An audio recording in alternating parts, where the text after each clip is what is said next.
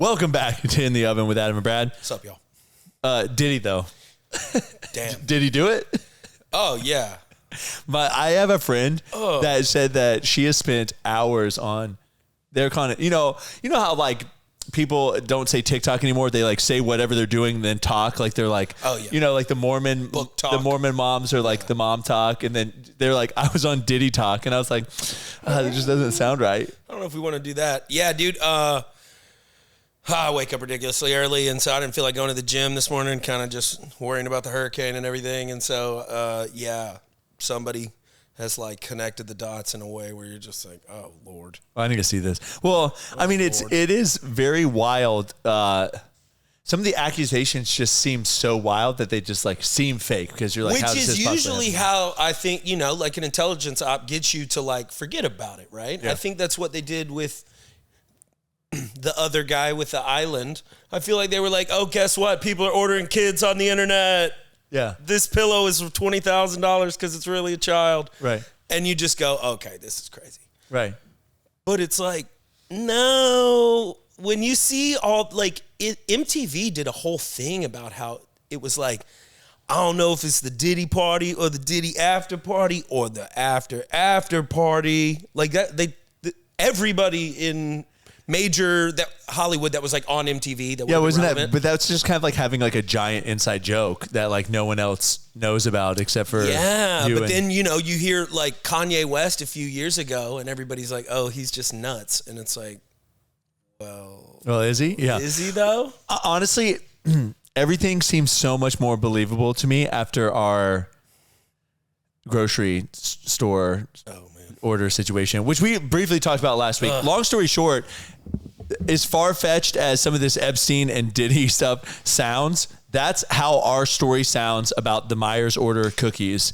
And long story... Just without anybody getting hurt. Obviously, we're not making no references. People were hurt in theirs. Yeah. No one was physically hurt in ours. We were emotionally hurt a little bit. What I mean by it is just like how outlandish the story seems, or how ridiculous, or just the way things lined up. You would say like, this is like a once in a billion chance that someone like gets these dates lined up enough to be able to like pull the wool over your eyes for this long, Right. So long story short, our cookies never made it to Myers and they stayed in our frozen storage. So now we're trying to get rid of them to other people. And I don't really know. We talked to people at Myers, but they weren't really people at Myers. And so basically we've got just real kind of cliff notes. We have offsite freezer storage, massive place. It holds tons of our stuff and other people's stuff. We deal with all this stuff remotely. We didn't have our systems in place at that time to like truly hand off. So as we were doing this, we got in contact with what wound up being fake people, scam artist type people or whatever, who were like, yeah, we got your product. We'll pay you. And then over the course of months and months and months, we didn't know what to do. We thought we finally looked into it. Nothing had been... Yeah, nothing bad happened other than our cookies had just been sitting there, like, instead of being sold. So now we've got to sell them. They're still within their shelf life. So it's not like anything was lost except for like a lot of just time and anxiety and stress about things. Yeah, a lot of time. Which is killer. But the whole story is just so outlandish that it's just like... It just doesn't even make sense, It's frustrating. Another outlandish story, though, before we get into hurricane talk, I saw this.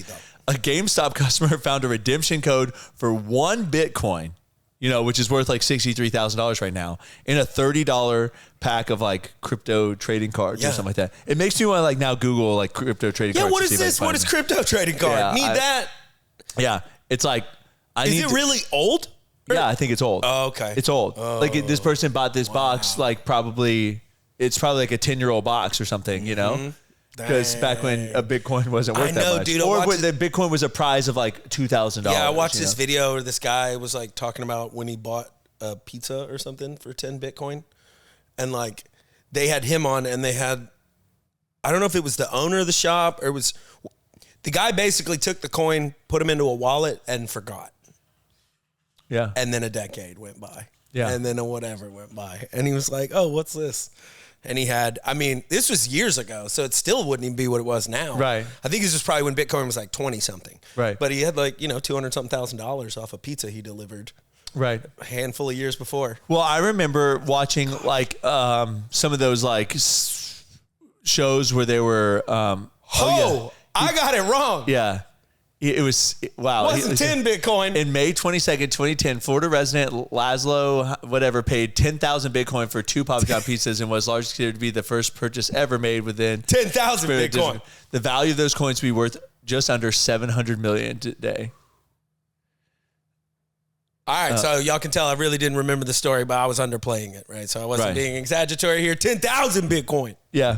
But I also remember we were watching a show, like one of those shows where they were selling high-end real estate, and they were selling like a penthouse in New York City that overlooked. It was like Ryan's secret, whatever the Sirhan. Yeah.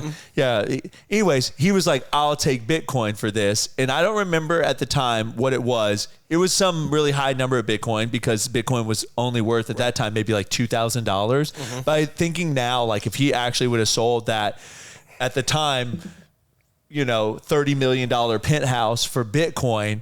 And Bitcoin has gone up 30 times now. Like, holy crap. Would that have been the deal of a century, Yeah. So the amount of times I've like bought, let go of Bitcoin. I don't have any Bitcoin. I've got Ethereum now, but not much. But the amount of times I've bought and let go of Bitcoin thinking like, oh, I can't hold it. It's too volatile. Volatile. It's like, shit. If you'd have got in a couple years ago, 2016 or so, it's probably like $3,000 a piece. I bought Bitcoin I put some money in Bitcoin when Bitcoin was about $9,000. Yeah. So I've done good, but when I did that, I didn't have the kind of money I have today. Right. Or the knowledge. Cause like at the end of the day, people say this, but like throwing $10,000 into something like Bitcoin, which, back then you didn't have to do that much, but that's how the ultra wealthy people got wealthy. Oh, yeah. You got to have some money to throw $10,000 into something that could potentially go to zero. Like not a lot of people. Well, at our age, I mean, I guess there's plenty of kids that do it quicker, but like, when Bitcoin was there, I was younger and I had 10 grand, but that's probably like all I had. Right. That's what I'm saying though. It's like, the same case can be made about any of the coins right now. You could put 10 grand into one of those coins and it can 10X and overnight. So the thing is you got to find it. Oh gosh, some shit coin. Just something like Dogecoin or Sheeb coin. I think it was Sheeb. I made like, I say some money, hundreds of dollars, but off like nothing.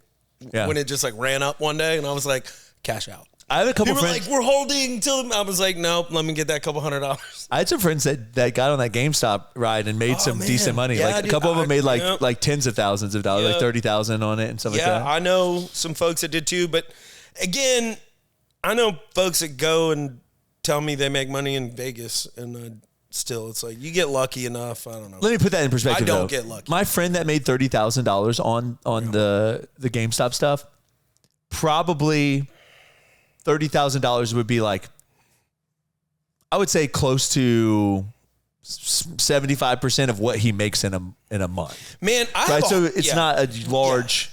Yeah. I say I play the stock market a little bit. I don't do like day trades, but I've put money in and kind of let it. I don't like it.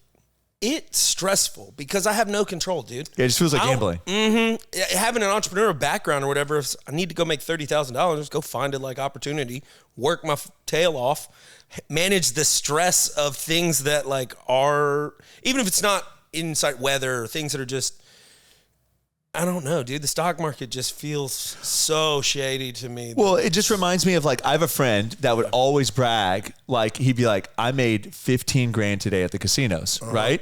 And so when I hear people say stuff like that, I'm like, yeah, you also have lost 15 grand at the casino. Oh, yeah. Because you only make that kind of money when you're willing to spend that kind of money. So the people that tell you that they've made $10 million on some kind of stock trade are playing with the level of cash that you're not playing with, you know? Oh, right. And so it's easy, like my friend that made 30 grand on GameStop, it would be the equivalent of someone that makes $50,000 a year that made like $4 grand on GameStop.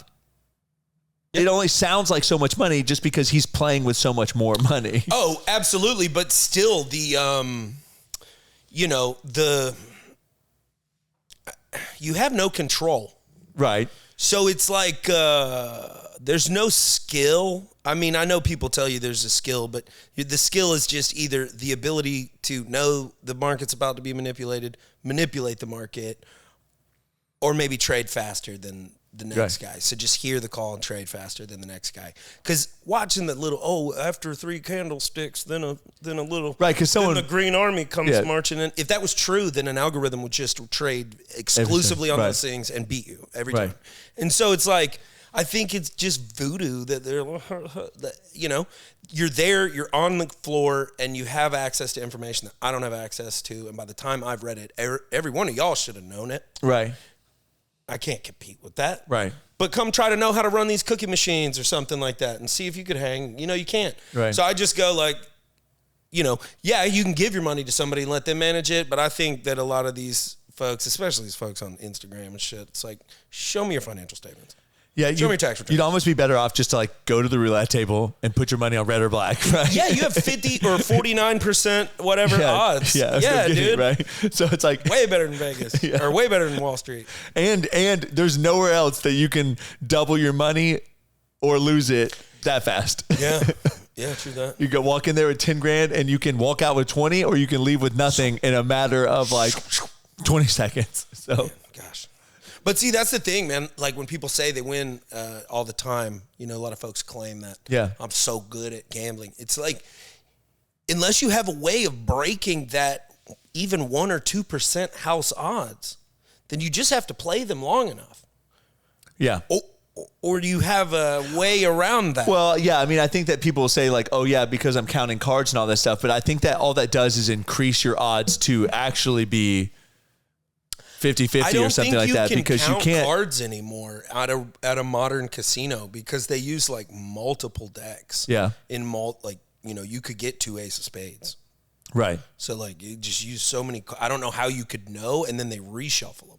Yeah. So they like go into a thing and it's like, right. And so like I don't know. I'm pretty sure same cards can come back out the next. Yeah, I mean, hand. you could only be like if you had a big enough table that enough cards are on the table, then you'd have to you'd see them, But but it's like they got, Vegas gets hit and that's a lot of money to them. They're like a cash machine. Yeah, it's the same. When I have friends that tell me like they'll post on Instagram on their stories, and they'll be like showing like they need one more football player to do something, and then they win this parlay. And it's like, they're like, I could win $5,000, right? And so I look at that and I'm like, okay, either A, you pick the most obscure parlay and put like $1 on it, and like you're just got super lucky that all this stuff came about, or B, you're gambling with a decent amount of chunk of change here. You know? And ever since the prevalence of fantasy football betting and just betting in sports in general has a history of being rigged. The mob's done it. They did all the bookie stuff. The sports guys get it a little hooked on gambling, and now I need you to fumble the ball or whatever. Yeah. Well, with fantasy football, man, it makes it so easy because you don't actually really need to affect the whole outcome of the game to affect the outcome of someone's like fantasy team. And since these things are like online, they know what they have to pay out. They can change that. Okay, yeah, I get what you're saying. You know what I mean? Like, I don't know. I'm always thinking they've removed it from a team sport to being like my individual accolades. Yeah, well, I'm always looking at it from like kind of like a business standpoint. And while I know that would be like kind of cheating the customer, why would you not do that if you're... Okay, so I have something for you. Yeah. They're talking about... they're voting on whether they should ban gambling or betting on the presidential election. Yeah. Because apparently there's been over like $1 billion bet on the presidential election. Yeah.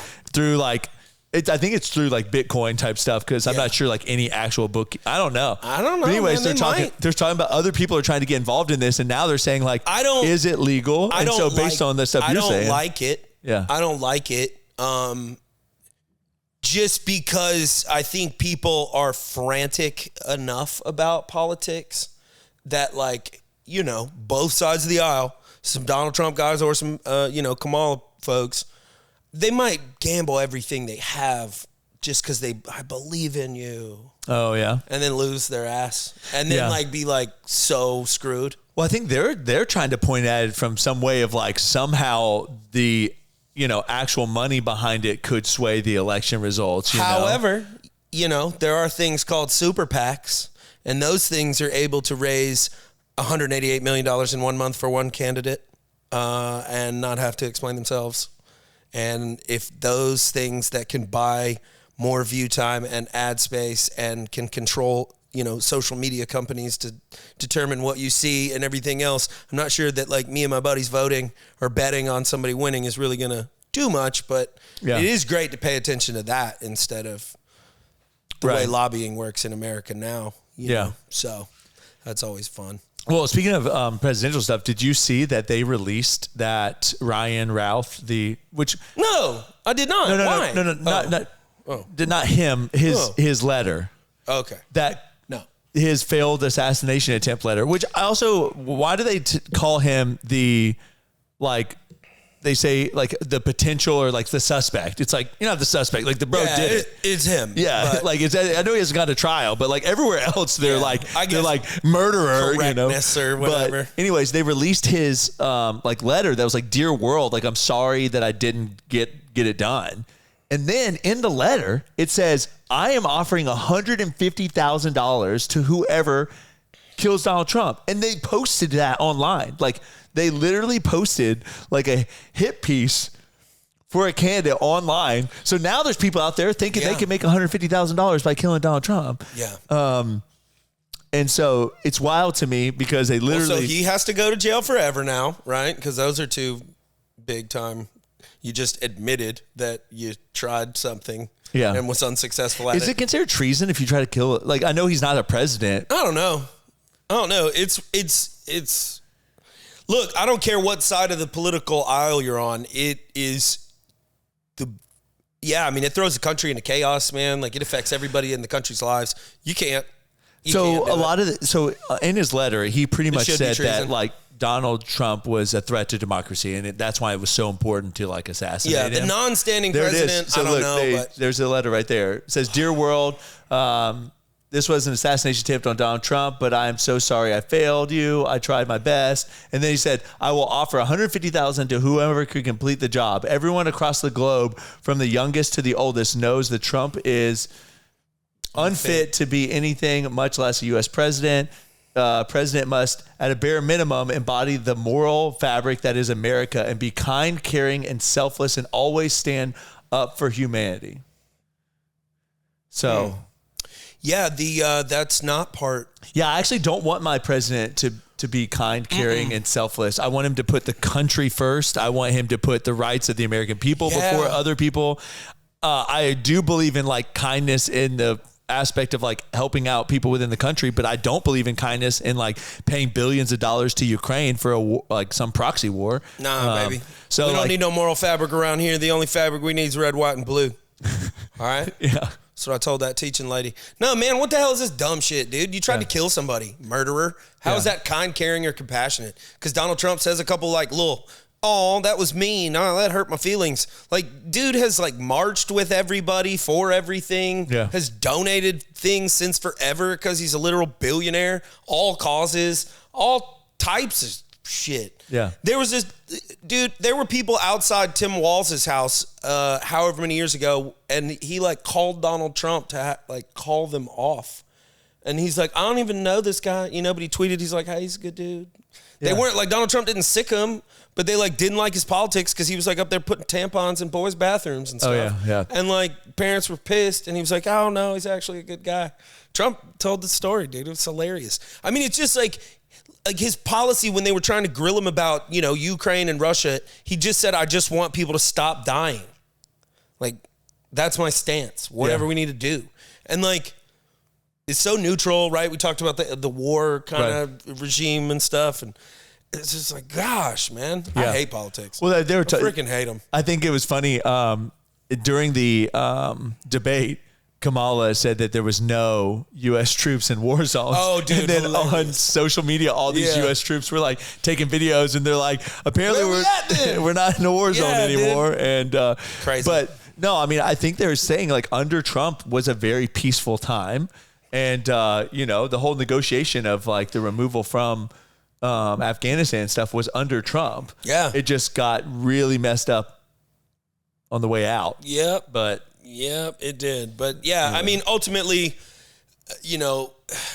I think at least all the issues that I'm seeing that are like the main driving causes are just not things that affect not the 90th percentile, like 99% of us. Yeah. They affect such a niche percentage of people, yet they are just being blown up and highlighted as if like, oh my God, I can't believe you don't care about this. It's like, whoa, man, it's just like, I don't. Right. I mean, I care. I got kids, man. I gotta go to work. Yeah, it is wild to me how there's so many people that are like single issue voters, and like the issue is like, that's really what you're worried about. Well, like we talked about, I don't remember the percentage, but like how many people were voting on like student loan debt forgiveness? Remember? Yeah, it was like 50%. Yeah. Oh yeah. On was a major issue when not that many people have. I don't student feel loan like debt. No. I mean, I don't feel like that. They said 18 million people. There's 380 million people. I learned when I was younger that the more strong opinions you have, the less friends you'll have. And I feel like they're like making you have these strong ass opinions on politics when I don't want to have them. But then they're like isolating everybody. So it's like, oh, okay, you agree with that? Well, what about this? Oh, you don't, I hate you now. It's like, we just agreed on something. Yeah. You know, like, yeah, I'm cool with helping the homeless people. I'm cool with this. Well, I don't like that. And they're like, very few people. Terrible. Like most people are not going to agree on everything. Right. Just, and like, you used to be okay with that, right? I used to be like, hey, Dan, how you want your hot dog cooked? Idiot.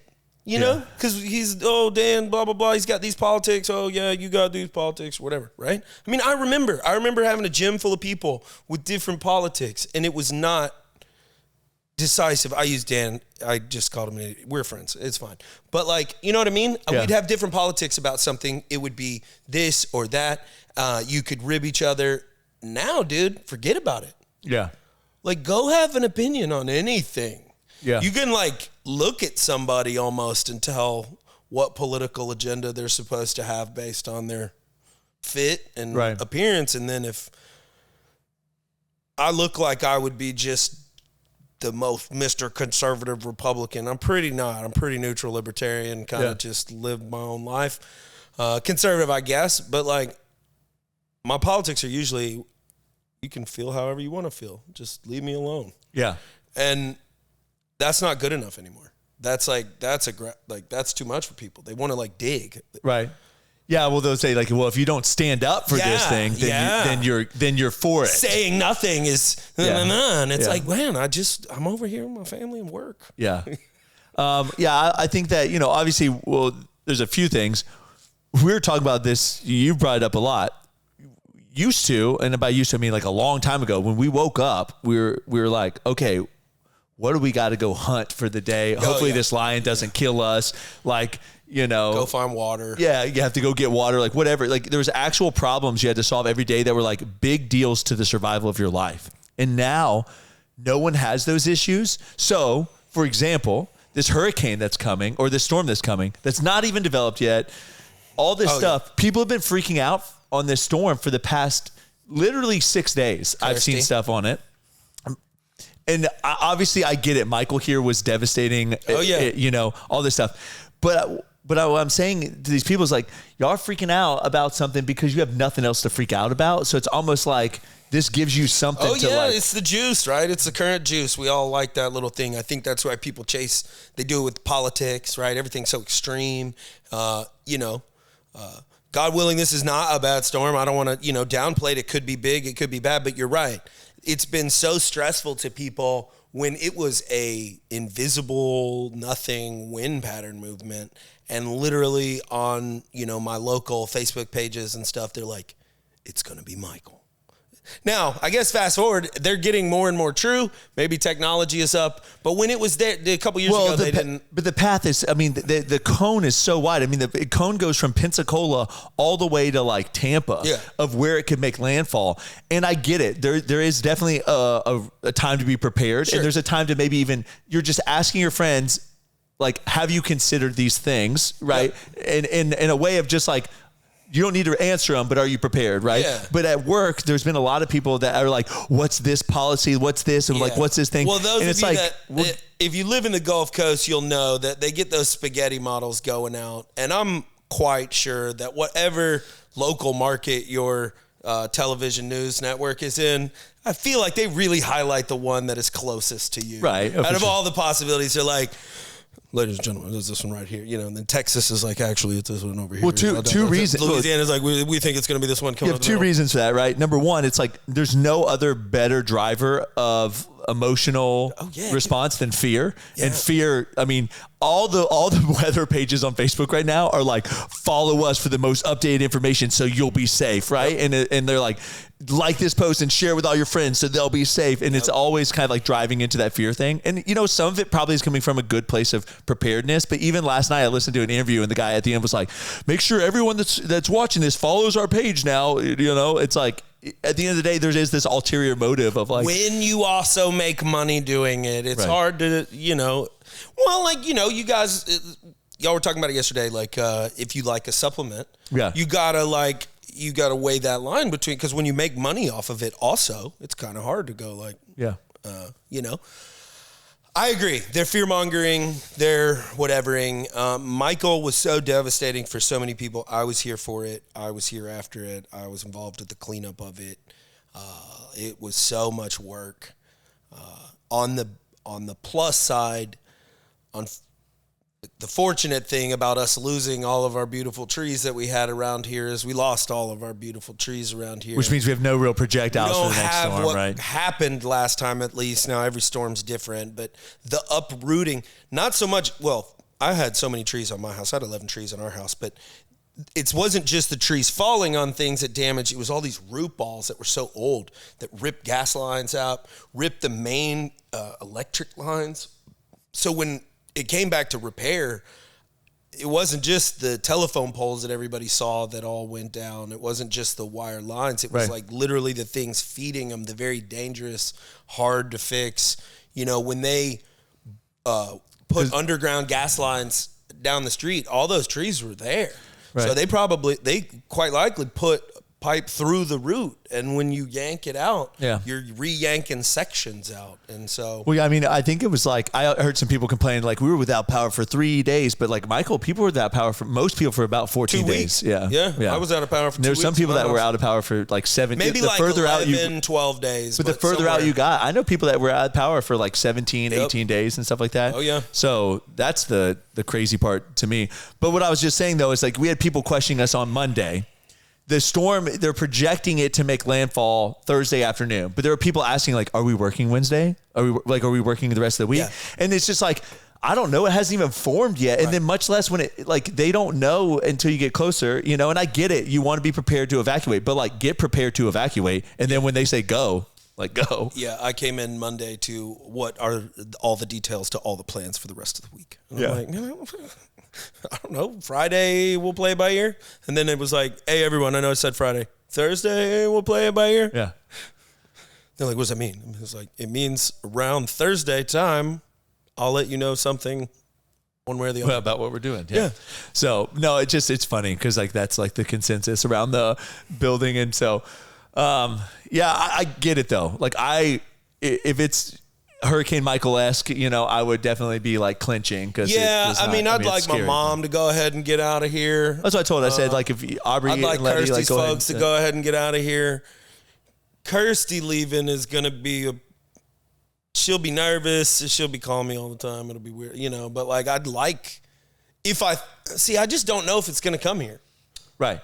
Well, it honestly, on Wednesday, if I looked at it and there was even a high likelihood that it could shift this way, or like I felt uncertain about it, then I would probably say like, hey, Aubrey and Letty, Thursday morning or Wednesday night, let's y'all head out and you drive over towards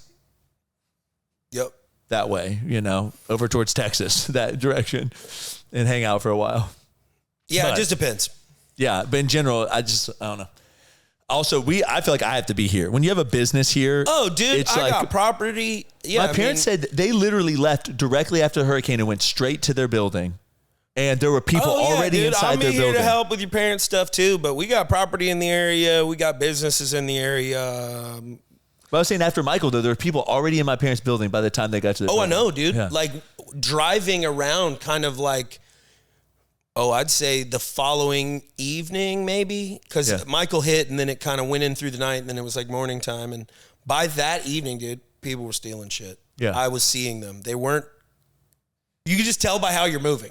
Like people just move frantically. If you just moved, like picked it up, like looked like you were drying off your stuff, I wouldn't have thought anything. But I was like, oh shit. When we were bringing supplies into town, we had several generators. I was lucky enough to be part of a franchise at that time, so they kind of helped me out with collecting because you couldn't get anything from here. Basically, we all had weapons on us, and when we were coming back towards Bay County, literally we had a sheriff say, you might want to just ride in the back of the truck, with a slung rifle. And no problems. Nobody tried to run us down. But every time we'd get to a stop, if there were people there, they'd be like, "Hey man, I need to get one of them generators. Like I need that kind of mentality." It was very like, so I don't know, street semen. So I went through Hurricane Harvey, which was a lot different, right? Hurricane Michael was wind damage and tree damage. Hurricane Harvey was flood damage. Right. But I remember when we were going out and doing rescues, I mean, like a lot of people had guns slung up on them, and there was job sites for the next probably 3 or 4 weeks, whatever we were in a state of emergency. Man, I had an outside the waistband pistol just right on my hip. No real problems, no real issues, but everybody just asking you for stuff. Well, people do crazy things when they're in those kind of situations. And so it's more of just like, I want you to see this deterrent I'm wearing. Yeah. Like, well, it's like, man, because we were doing like legitimate cleanup. We had a contract with the school board. We did some various other large, like whole street, whole roadway cleanups and stuff like that. And, we weren't like out. Basically, it's like, dude, there is a rescue mission type center. There's a center right there. I'll give you a ride to it. Otherwise, I can't help you. I can't give you gas. I can't give you tools. I can't give you anything. We did clear a lot of folks' homes if you weren't like sketch, or we were like, oh man, I don't know how many in the teens amount of like, all right, cool. Hey, let's go get this lady's driveway cleared out so she can get in and out of her house safely. Right. I mean, unfortunately, we had to hit the ground running. All my folks that were working for me had lost their homes. I was paying. That was a hard time. That was a hard time, because like, Fat and Weird was around then. Yeah. And so we actually, 3 weeks we had taken off. My aunt at the time was renting like a cinder block home. So that thing, nothing. I think they had a tree fall on the edge of their roof, but like in general, that thing was surviving. And then because we baked out of the kitchen on the beach, which was literally just right across the bridge. Yeah. I know. Nothing happened right across the bridge. Literally right across the bridge. I know, man. That's nuts. Yeah, I mean, dude, it was such a hectic time. When it hit the first time, lost all my employees. I think we talked about that like first episode or whatever. Lost all my employees because they didn't have anywhere to live. So I was able to like find some folks that were coming. I got all these RVs. I got this like stupid lease situation. The percentage wasn't great. Rented a bunch of spots out at Raccoon River. Juggling guys all the time, folks like not liking it. That's 100% entrepreneurship though. Dude, like just I know. Solve the problem. I was just like, oh my God, my town is destroyed. My businesses are destroyed. I didn't have a gym. I didn't have, I didn't have US Lawns. I had no grass to cut. I was like, what am I going to do? I have kids. Emerson had like just been born. Oh gosh, dude. In, May. So, yeah. So it was like, I was freaking the F out. I brought in a bunch of guys. Oh, yeah. What was Liam? Was like, what, 4? Yeah. I didn't think about that because, like, I just think of your kids now at their age. I didn't think about the fact that it was crazy, how young they were. Dude. And I picked up a couple of, like, big boy contracts, but they are government contracts. They didn't pay out. It took a while to start getting paychecks. Then you got paychecks, and they were okay, but, like, you'd already racked up, like, a good amount of debt. Yeah, you'd already, because I had to get housing and shit for everybody. And like, they couldn't. Yeah. So, just to kind of add on to that. So Aubrey and I moved back here in August of 2018 and Michael happened in October. So we spent pretty much like the beginning of August and then the part of September painting our camper, putting solar on it and like doing all the planning our trip. And then we left in September. To go on our road trip. And we were actually in Canada when Hurricane Michael hit. Because I remember my aunt at the time was baking and we had some friends fulfilling for us. And we were kind of going on the road trip to like talk about the cookies and like spread the cookie love. And they would be like mailing us cookies on our stops. But So we were in Canada when it hit, and I remember like telling my mom, like, do we need to come back? And she's like, don't come back. She's like, don't come anywhere near here. Right. She's like, it's a disaster. And they're sending us pictures on our updates and that. Friends like calling me like, how can we help? And I'm like over there like trying to like provide like logistic support. But I say all that to say like we came back after our trip in like November. So like a month after Hurricane Michael. And it was still like, I remember being like, oh my gosh, this is terrible. And Aubrey obviously saw like before and after like immediately. So she was like, holy crap. But we were looking for houses to rent because we were staying with my parents, because our plan was once we got back from the road trip, find a house. Yeah. All the houses that weren't destroyed were so expensive. They were like raising prices astronomically. And then pretty much everything was destroyed, or they were selling houses like as is, come fix them. $20,000, but you got to deal with everything. And so I remember like living with my parents for a whole year before the house that we ended up renting in Sweet Bay became available. You know, and then when we rented in Sweet Bay, I mean, it was expensive rent. I mean, back then, which was, 6 years ago now, we were paying $3,000 a month for a Sweet Bay house, and you were just recently in one, what, $3,500? Yeah. So it's only went up $500 in a matter of 6 years. Oh, no, we were paying $3,000. Oh, you're only paying $3,000? Yeah, oh, we were paying $3,000. I know. Yeah. So, yeah. And so it's wild because, like, truthfully, that house probably should have rented for like $2,200 back then, but like you could just rent it for $3,000. He had less competition though. Because Michael blew everything away. Right. So if you need a place to stay. That's what I was saying. He had 4 people. He put it on the market for one day, had 4 people come and saw it, and he ended up picking us. And I was like, we got, man, dude, Panama City ends, bro. The Panhandle Strong thing. If you think about it, we had Michael hit us, then we had COVID hit us, and then Michael destroying all the property during everybody trying to buy everything up here made shit here go astronomical when it shouldn't have, just because of low inventory. Right. Ultra low because everything blew away.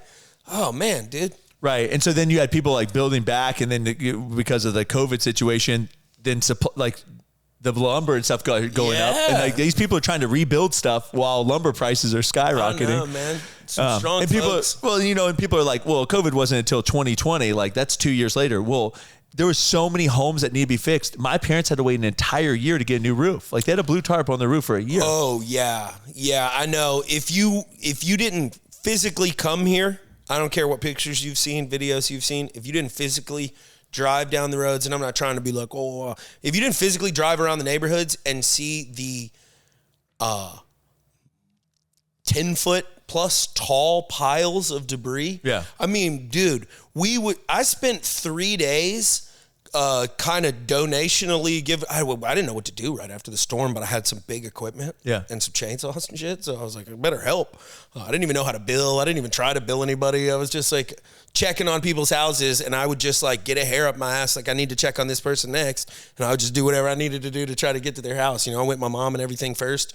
We were already at Kirsty's folks' house, and then kind of members of the gym, kind of random stuff. And so, had a person I care about that was a member of mine at the gym in the Cove, and dude, we took like a good 3 days. We weren't even really fully going to her house because there was like another bigger crew going clearing. She lived on Bunkers Cove, but clearing the Bunkers Cove way. Right. So I was just kind of like, I don't know what to do. Clear that road. Oh, dude, it was nuts. We drove our metal track bulldozer down the street because the sheriff was like, "Can you push this out of our way?" Yeah. And I was like, "Yeah, but it's gonna destroy the road." He's like, look around, dude. Yeah. Just do it. I was like, oh, fuck it. All right. If I'm not going to get in trouble. Yeah. Cool. It was truly the Wild West. It was the Wild West. You wouldn't get in trouble for like anything. Yeah, man. But yeah, cell phones were down. So yeah, I think, obviously I see why people are so worried about this hurricane, because like that was obviously just a devastating time, and it took a long time to recover. And you can look now. I mean, Eastman's been here for a year, but I'm sure I know he's like made comments about like certain trees still leaning, and that's like all remnants of Hurricane Michael. Yeah. There's a home right over here that still has tarps on it. Oh, go into Callaway, go into some of like the neighborhoods that were already a little depressed. Yeah. They're still tarped or just destroyed. Condemned. Yeah. But not demoed. Right. It's wild. Yeah. It's just gnarly because the tops of our like little wooded areas just look stupid. They haven't even grown back yet. Right. It's just like you see the tops of dead trees it just looks silly. Yeah. I don't know. Yeah, and it's wild. There'd be so many dead or broken trees, just like pencils. In well, the you sky. know when there's like a naturally wooded area, and then there's like they like clear a lot, and then it like grows back, and it just looks like not nice. That's what it all looks like everywhere. You know, it reminds me a lot of too, like where you can see where fires have been in Montana. Yeah, like you just see, like you drive through areas, and you're like, oh, a fire's been here. Yeah, you know, and that's kind of like what the hurricane was. All the nice trees blew down, and all the little scrubby got shredded, bullshit. But they're still growing as like pencils. Yeah, it sucks. That was a good hurricane talk. Yeah, we talked a good bit about the hurricane, but I guess we could segue into fat and weird. Well, I was gonna segue the final thing into this. Well, this kind of affects fat and weird related. Yeah, it is. So we order our boxes overseas. We have equipment that we do overseas and stuff. We are leaning a lot more on U.S. suppliers now. It's once you get to a certain volume, you can get very competitive in the U.S. But China is just way more competitive at some of the lower volume. Yeah, things I agree. too. Maybe we could take some of those tariffs and apply it to like an SBA thing to help offset some of that. Yeah. See, that'd be cool. Yeah, I mean, what he's saying is basically if you're a beginner in the game, whatever your game is, you're not doing enough volume, you can't use a U.S. manufacturer for your packaging, for damn near anything, really. Overseas and shipping is that much cheaper. Yeah. That's nuts. Yeah.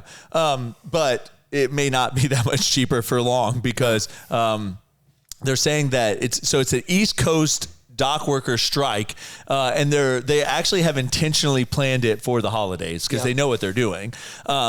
And so this doesn't affect the West Coast because the West Coast Union just apparently redid their contract. Is it for the holidays or is it for another day in that time period?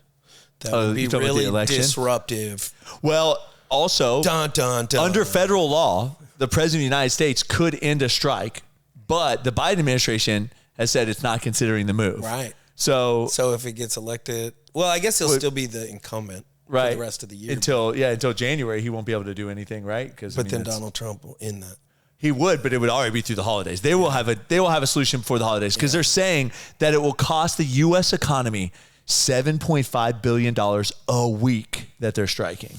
Whoo! That is crazy. Which, I mean, it's the wages and labor and all that stuff you're losing.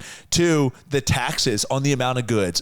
I don't know how many, I guess individual containers get unloaded every day on the West Coast. Yeah. But I could imagine it's got to be like hundreds of thousands. Across the entire West Coast. I can't. What did they say? They want a 77% wage hike over 6 years. That's more than double the 32% raise the West Coast won last year. So see, I don't know, right? Because I don't know enough to weigh in on this because when you hear the two cliches, you hear that union workers make a ton of money. I mean, I've known union workers, and they tell you they make good money. But then you also hear that they are problems to deal with and they do shit like strike. And if it's just known that you just make too much, like my buddy operates a crane. Actually, I need to text him about this. He would be involved in this. He's in Boston or near there somewhere. But operates a crane. To me, that should be paid a lot of money. That's right? Right. But I think everybody on the ground waving the truck, might make like $50, $60 an hour. Of which case, I don't know. I don't know. Then again, it's also how much to ship a container. So it's it's a lot of money to ship a container. But it also seems like a lot of work. I don't know. Oh, yeah, I know they make a lot of money in shipping, but it doesn't seem like they have huge margins. They're just saying that everyone else is making a lot of money. And I think that's the issue that most people are having nowadays is Amazon as a company makes so much money. Why don't the employees just make a little bit more, right? Mm-hmm. But then the reason that Amazon makes so much money is because the stocks trade so much because the company makes so much money, right? Well, we talked about it, man. It's them bankers or them little money people in the middle. Right. They're involved. They got to make money now. That's why you can't make any. But I did think it's wild that 2/3 of the bananas arrive at the East and Gulf Coast ports, which are the ports affected. So literally 2/3 of the bananas. No bananas for you. Yeah. But no, I mean, they are saying that this is when you start seeing a lot of the shipments start to come through for the holidays because they have to prepare early because, when you get a container, it takes you a couple weeks to actually get the goods in. So, you know, a week or so for them to get back with you on where it is and when it will be here because we have one in customs or somewhere or in transit. Well, the one in customs got to us now. I know. Right? We don't have another one in customs, do we? Yeah, all our flow film and everything. It's in customs too? It's here. Oh, it's in the okay. States. Yeah. I don't know where. Nick's like, yes, very good. Touchdown. Yeah. It's in, whatever. I'm doing a terrible accent. But yeah, he doesn't like speak English first. And he's just like, then he called me at like 3 a.m. and I called him back. And he's like, is everything okay? And I'm like, yeah, you called me. It was like, I texted you the info. And I'm like, yeah, you texted me like 2 days ago. You called me today. He's like, you called me. I'm like, all right, dude. You called me. I've never called anyone on WhatsApp until now. The cost to ship a 40-foot container from Shanghai to New York City hit $10K in July, more than double February's rate. But I will tell you this, I paid like $20K to ship a container. Yeah. But again, mine doesn't go to Shanghai. So what I think is why that's cheaper is that's like a direct flight. Mine goes from like Guangzhou to Shanghai to New York City to Jacksonville on a truck to me, and that's why it gets and so that's why it gets so expensive. But I mean, just if you live in a major city that has a port, or you live close to a port, shipping things in from China is like so cheap. Oh, I know. It's you so live cheap in Jacksonville? Yeah. Dude, oh my gosh. Yeah, you could just Anyways. That's your lesson on shipping things from overseas. So be careful. You ship them to West Coast ports right now. But honestly, everyone's going to start doing it. And it's going to overload the West Coast. So no matter what, I'd say if you're trying to order something from overseas, you need to order it now. If you're trying to get a gigantic piece of machinery to come in from Japan before January, ship it here. Yeah. Yeah. Well, I mean, I would say like ship it now. And I would say ship it to the West Coast because all these people are still shipping to the East Coast right now, and it's got to have transit time across. So if they shut down and strike, then those vessels have to be rerouted, which you go through the Panama Canal and then go all the way around? You'd have to. Right. And so by the time that happens, I don't know how much money you're adding to your shipment and time, but holy crap. Yeah, wow. That sucks. So for those of you that don't know, Dad on Stress, Brad and I have a very large piece of equipment that we've paid a very large sum of money for that has to be finally tested. We were going to go over to Japan to test it. We don't have time for that. So we're trying to get them to bring it here, and they're like, oh, it's better if you do it in Japan. And I'm like, well, it might be better, but... Yeah, things are happening. Strikes. Ship it to California today. I need that equipment in Georgia. Yeah. So anyways, fun stuff. And then this is an interesting one. Speaking of the West Coast being safe on something, the West Coast is also, California, is suing ExxonMobil, saying it lied for years about the recyclability of plastic.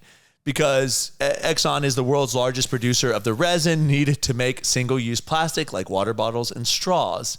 And the lawsuit is a culmination of a 2-year investigation into Exxon's role in the plastic pollution crisis. California says that for the decades, Exxon marketing has misled the public in believing that all plastics are recyclable when the reality is more complicated and only 5% of the U.S. plastic waste gets recycled. So that's a lot to say this, but Adam and I have personally seen this where people have a recycle bin and then they have a trash bin. And then whenever the janitorial staff comes and empties those things out, they like combine all the trash into one Dude, I've thing. seen them where they're just cutouts over one trash thing. And you're like, it's obvious. You like, that goes to the same place. Yeah. And so the reason is majority of the stuff that people try to recycle isn't actually recyclable. So it just goes to landfill anyways. And this like virtue signaling that you're doing something for the planet by like recycling. If you want to be virtuous, just literally take your trash home with you and reuse it. Yeah.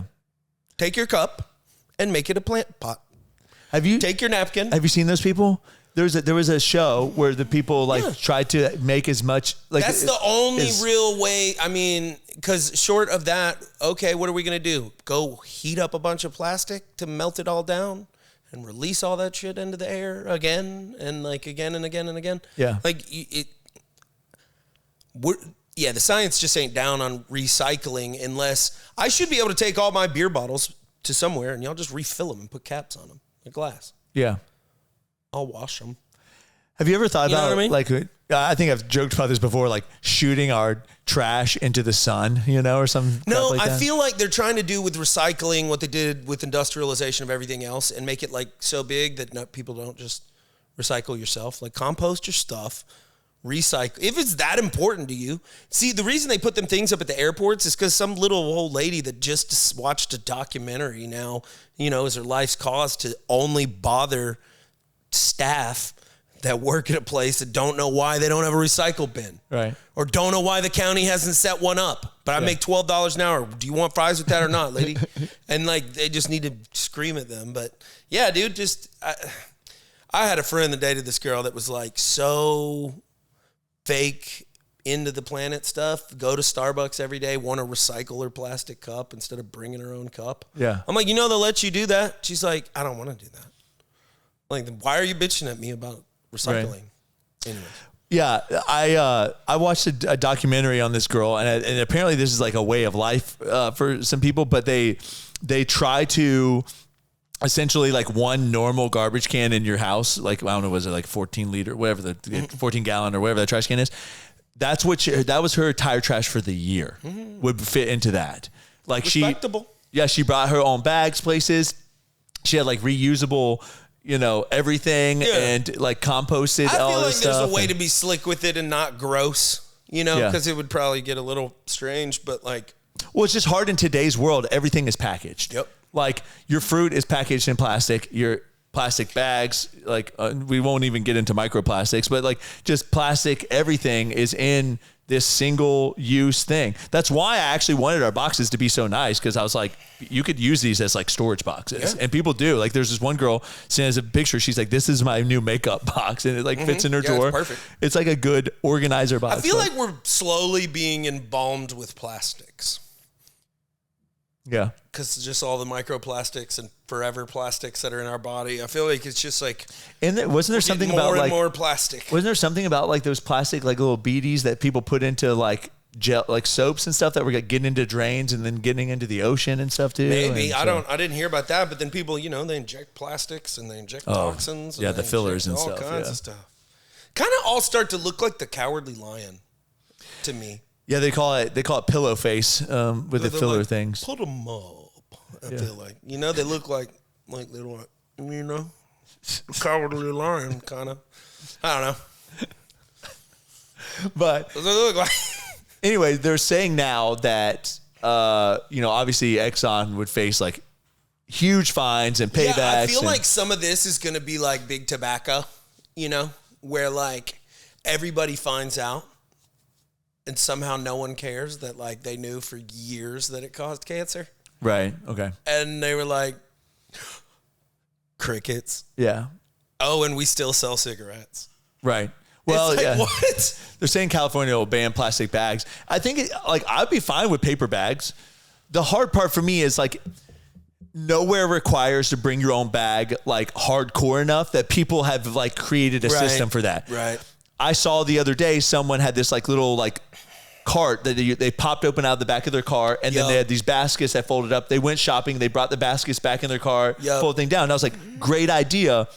No one requires it enough down here to make it a practical thing, right? Because most of the time, I'm running to the store, like I'm getting whatever. Yeah, just like I used to see stuff like that and think the person was kind of a nerd. But man, we only got one Earth and all that stuff, and like I'm for it. I have all them damn bags. I'm sure you have plenty of them, like the reusable bags. Yeah, we do. Yeah, they just are in my pantry. Well, that's the thing. So I think though, that, like when you see places actually force a bag mandate, the only like no more bags, whatever. The only time that it really bothers me is when I'm visiting a place because I don't have my stuff with me. Right? You know what bothers me? That Publix will not take back my wine bags because that's all I've ever had a use for. Like, sorry, so you maybe don't buy as much wine as I do. You buy 4 bottles of wine at a time, get a free little wine bag. It's like one of those little cloth bags, but it has a divider. So it's really only good at carrying 4 cylinder shaped things of wine. Yeah, of which I don't transport my wine anywhere once it gets home. So I might get like, if we get like, I don't know, but I've had like a stack of them. Yeah. And tried to take them back, and they're like, no. Like, why? That's weird. Just literally give it to the next customer. They're like, we don't. If you're worried about it, spray it with some Lysol. I was like, just do it anyways. Like, Yeah. I was like, you probably don't have a policy. You can't take it back. Just shove it back. Yeah. They were like, no. I was like, I'm going to throw them away right here. They're like, and I was like, okay, that's just silly. So that's one of those things where it's like, you're not going to, it's not food contact. It's not whatever. I guess it could be gross, but it's like, you can look at it. It's not gross. If it's gross, just throw it away, right? Right. Yeah. Yeah. I think I would be all for just banning plastic bags. But I will tell you, if they do that, go ahead and order your cart from China about these folding collapsible carts that people can put in the back of their car. Yeah, before the strike. Videos. Get it before the strike. I've just made your business for you. Also, for medical marijuana, the packaging. Like, why can't I just bring you a jar and like, I hate all them little plastic things because they only give you an eighth in it, and it's like, bro, there's so much. So like when you buy your edibles, it's in a plastic container in a like plastic bag. You gotta open the plastic bag, put it in the container. Yeah, there is a lot of it there too. And it's even your vape cartridges, which are glass, are in a plastic tube and then they got the little plastic piece on it, and then just the amount of disposable. Well, and you're like technically heating up that plastic as you're like inhaling it too, so it's probably microplastics getting inside. Yeah, well, yeah, you got to make sure your lungs are embalmed too. Yeah, I mean, don't get me wrong, plastic has definitely made a lot of things easier. Yeah, it made things possible that would be otherwise impossible. Well, your vehicle is made of half plastic. Yeah. But maybe the speed at which plastics allowed us to do things without being able to know its downfall, again, it could be a much longer running asbestos. That stuff was great too. Yeah. Till it wasn't. Yeah, asbestos was one of the best insulators, right? It was great till it wasn't, Well, I don't think. Oh, we can just do fat and weird updates now. Right.